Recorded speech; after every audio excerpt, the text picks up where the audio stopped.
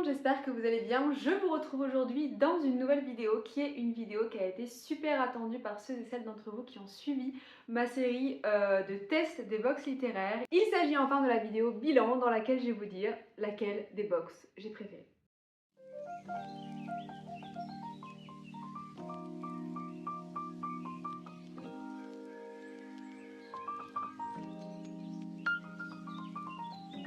On va commencer la vidéo par une petite réponse aux questions que vous avez pu me poser sur Instagram. D'ailleurs, je vous remets mon compte Instagram juste ici, puisque vous êtes nombreux à me suivre ici. D'ailleurs, je vous remercie, on est 1600 sur la chaîne, mais finalement, on n'est que 450, il me semble, sur Instagram. Donc, n'hésitez pas si vous voulez voir un petit peu mes lectures en temps réel, discuter et profiter aussi d'autres posts sur la lecture, d'aller me suivre sur Instagram. Donc, c'est parti, on commence la vidéo. Première question qui m'a été posée et qui est d'ailleurs beaucoup revenue à la fois sur Instagram mais sur YouTube, c'était est-ce que tu as reçu des box gratuitement? Donc non, je le répète, j'ai absolument pas reçu de box gratuitement, j'ai tout payé avec mon argent et c'était important pour moi de financer entièrement cette expérience pour ne pas avoir un biais tout simplement en fonction de si je recevais des box gratuitement ou pas. Je voulais vraiment avoir une expérience client 100% vraie, c'est pour ça que j'ai tout payé. Deuxième question, vas-tu t'abonner annuellement à la box qui aura remporté la coupe des box? Eh bien non, je ne vais pas forcément m'abonner annuellement à cette box pour la simple et bonne raison que j'ai déjà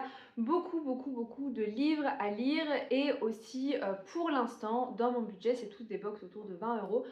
Pour l'instant dans mon budget, mettre 20 euros tous les mois pendant un an sur une box, ça fait un peu cher pour mon budget, mais ça n'empêchera pas de peut-être retester la gagnante sur 1, 2, 3 mois ou à un moment donné dans l'année, mais en tout cas pas pour toute l'année. Ensuite, j'ai eu deux questions qui, je trouve, étaient à peu près similaires.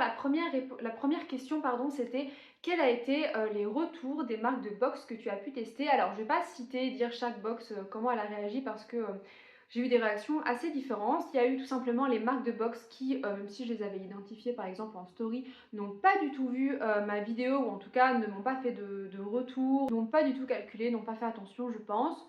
Il y a des marques de box qui ont repartagé ma vidéo par exemple sur leurs réseaux sociaux. Il y a des marques de box, et ça j'ai beaucoup apprécié, qui sont venues m'envoyer un petit DM sur Insta pour me dire ce qu'ils avaient pensé de ma vidéo. Il y avait parfois des points que j'avais pas aimés, ils m'ont expliqué pourquoi il y avait ces points là qui étaient dans la box.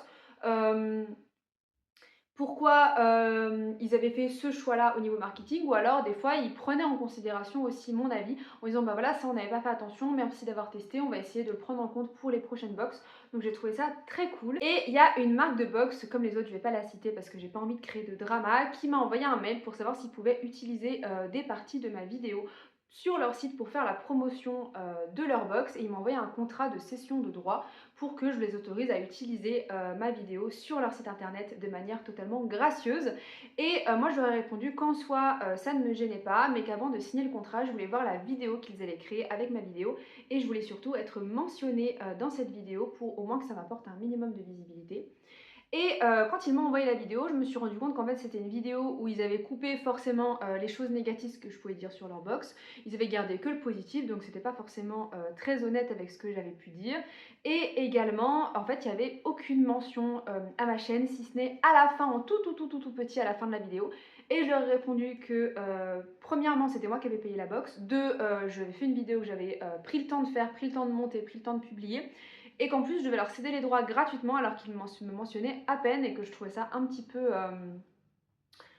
irrespectueux quand même. Et du coup je leur ai dit que je ne signerais pas le contrat de cession des droits, et ils m'ont bloqué sur Instagram, voilà, pendant plusieurs mois hein, quand même. J'ai vu là dernièrement qu'ils m'avaient débloqué, mais ouais, j'ai été bloquée de cette marque de box pendant un bon moment quand même, donc voilà. Je suis ravie. J'avais déjà regardé il y a une semaine et j'étais encore bloquée, donc je sais pas, ils ont décidé de me débloquer comme par magie. Mais c'est un peu particulier comme façon de faire quand même, et je m'en souviendrai. Ensuite, on a une question qui dit quelle valeur a le service client et la communication dans les box littéraires? Alors, je trouve qu'elle est importante quand on recherche une box ou quand on a un problème. Dans le sens où, moi, si je vais chercher une box sur internet, forcément, je vais aller voir les réseaux sociaux de la marque. Si les réseaux sociaux ne sont pas forcément beaucoup mis en avant, s'il n'y a pas beaucoup de publications et tout, je vais me dire, voilà, je vais me dire, est-ce que je vais pas me faire arnaquer? Je vais avoir peut-être moins confiance si je vois que c'est une marque qui est un peu moins active sur les réseaux sociaux. Le service client, lui, ça a une grande importance parce que je pense que si on a un problème, il faut être en capacité de pouvoir contacter le service client, dire voilà, j'ai eu tel problème, qu'est-ce que vous pouvez faire? Donc ça, pour moi, c'est le plus important. Après, le fait d'être actif sur les réseaux pour une marque, ça ne fait pas tout. Vous avez des marques qui sont très actives sur les réseaux sociaux et pour autant, leurs box sont pas forcément qualitatives ou en tout cas moins qualitatives que les autres. Et vous avez des box qui peuvent être très qualitatives avec un service client peut-être un peu moins présent et une communication sur les réseaux moins présente. C'est pour ça que j'ai eu envie de tester différents types de box pour pouvoir me faire un avis un peu plus global. Ensuite, on a une question que j'ai trouvée super intéressante qui est si tu avais pu créer ta box idéale, comment serait-elle? Alors, premièrement, je pense que j'aurais pris des box avec des thèmes. Je pense que c'est le plus important d'avoir des thèmes, même si c'est personnalisé. C'est important, je trouve, chaque mois d'avoir quelque chose en rapport avec le thème et j'aurais adapté les goodies également à ce thème. Je trouve qu'il va y avoir une harmonie dans la box. Ça donne un petit truc en plus et j'utiliserai des livres de poche. Je trouve que c'est le mieux, c'est le plus économique, c'est ce qui passe partout. Et peut-être même des livres d'occasion. Je ne sais pas si je me tournerai là-dessus, mais ce serait peut-être un peu plus écolo.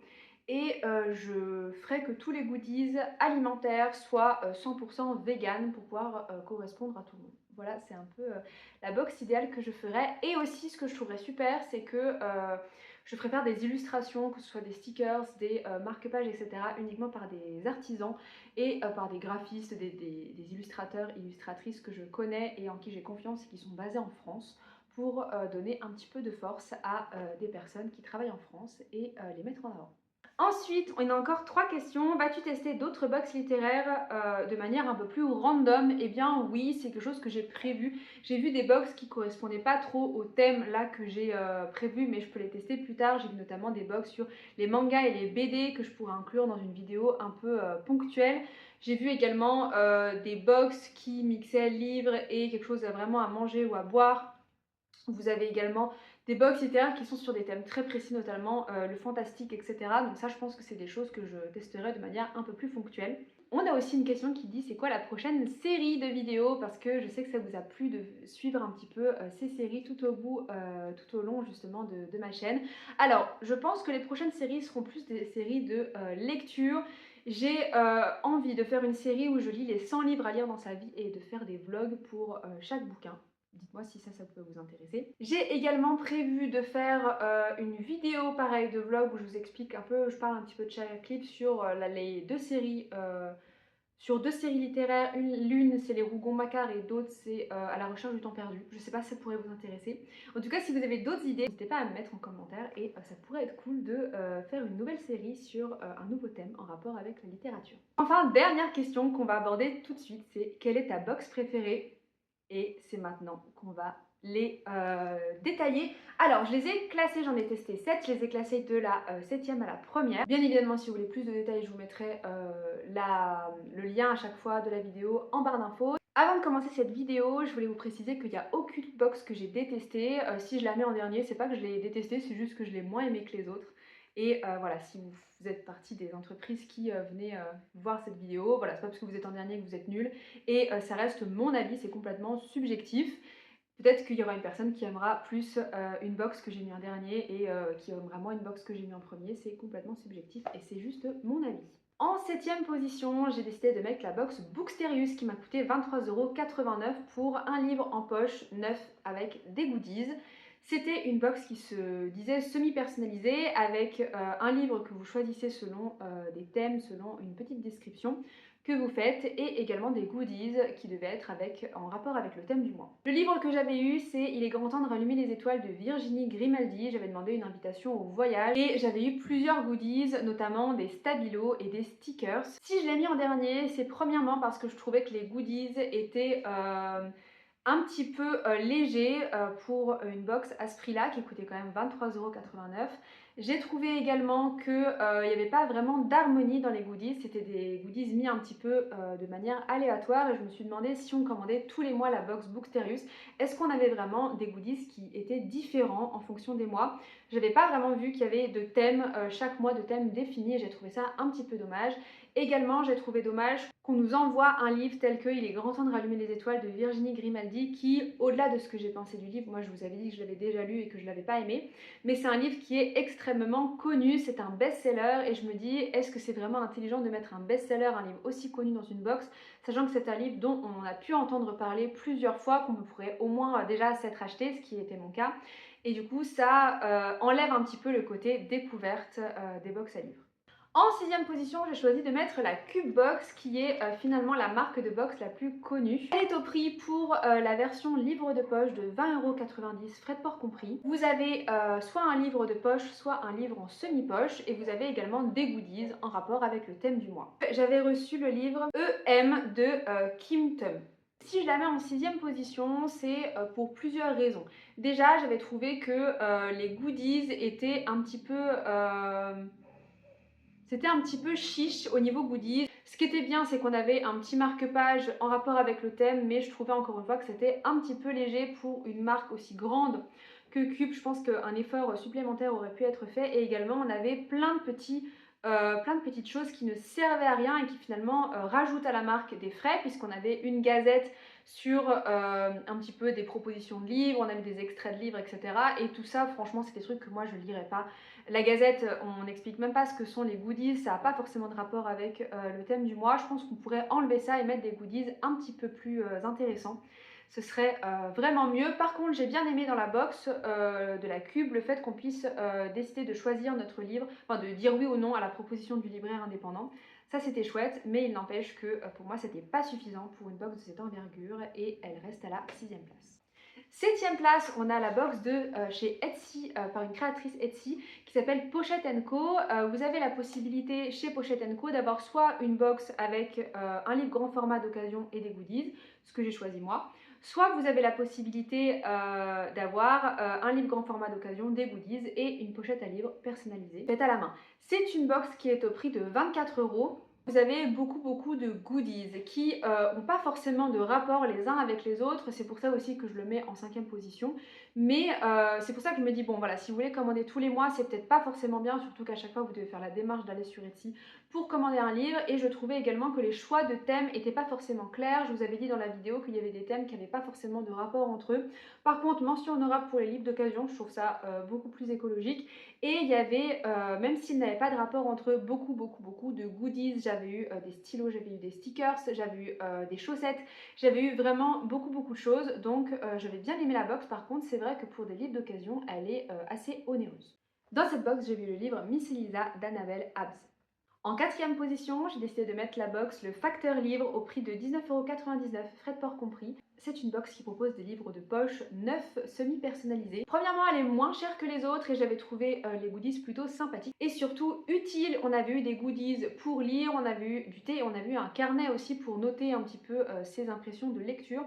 J'avais trouvé qu'il y avait quand même une harmonie dans ces goodies, j'avais beaucoup aimé. Par contre, petit bémol, et c'est pour ça qu'elle n'est pas dans le top 3, puisque j'avais trouvé que le désabonnement était difficile et également ce que j'avais eu comme livre n'était pas 100% ce que j'avais demandé, puisque ça correspondait, mais moi j'avais demandé la littérature étrangère et j'ai lu un livre qui correspondait au reste de ma demande mais qui était de la littérature française. En dehors de ça, je trouve que c'était une box plutôt rentable, c'est pour ça que je la mets en 4e position, et j'avais eu le livre Le Roi Nu-Pied de François Despenoux.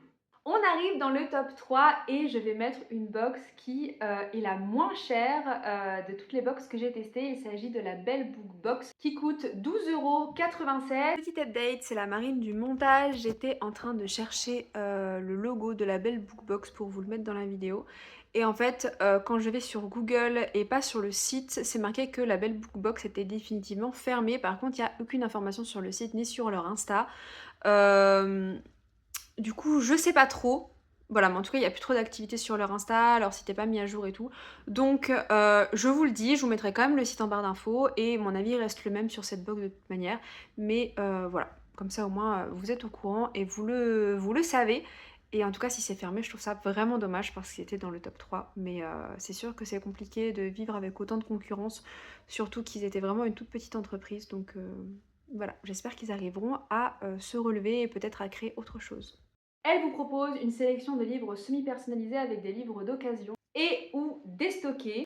Vous avez un paiement unique que vous pouvez renouveler tous les mois ou alors vous pouvez prendre des abonnements directement en payant la totalité par exemple pour 3 ou 6 mois et vous n'avez pas de prélèvement intempestif. Il vous explique qu'il ne garde pas vos coordonnées bancaires. J'ai trouvé en revanche le site pas très ergonomique et pas très pratique et il faut aller rechercher le questionnaire pour pouvoir remplir ses envies de lecture. Ça j'ai trouvé ça un peu difficile, c'est pour ça que je le mets en troisième. Mais finalement si on regarde le prix et on regarde ce que j'ai eu des goodies qui étaient sympa, bien que pas extraordinaire, mais ça reste la box la moins chère et j'ai eu un livre qui d'occasion correspondait à mes envies de lecture.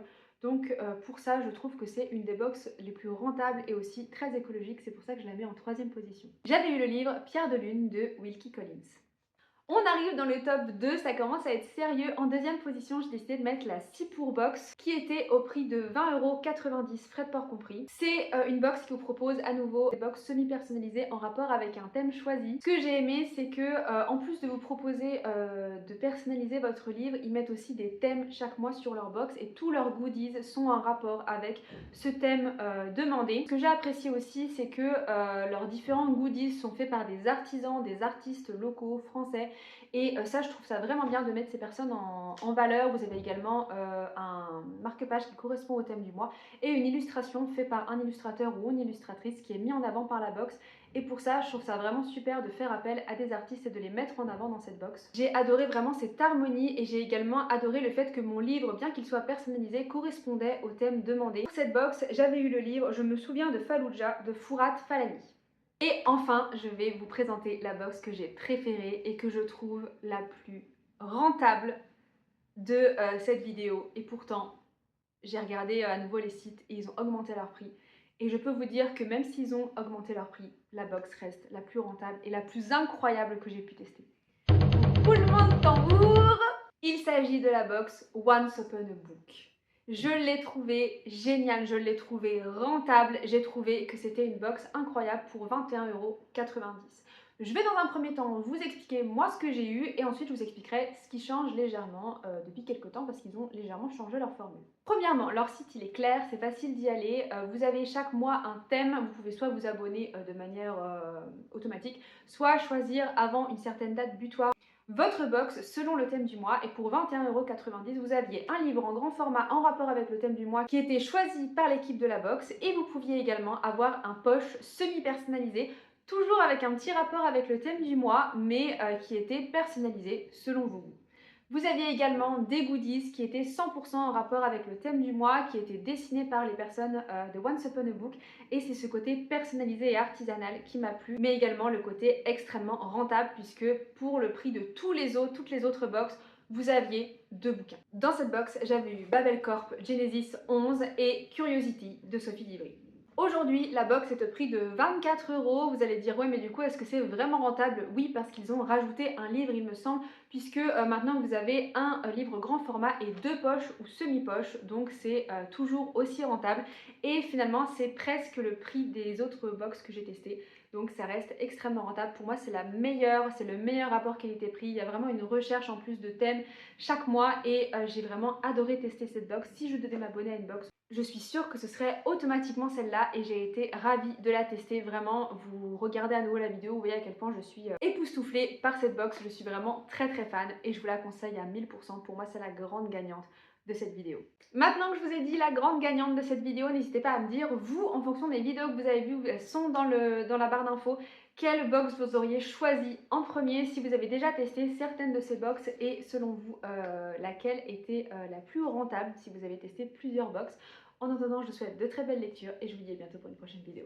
Salut!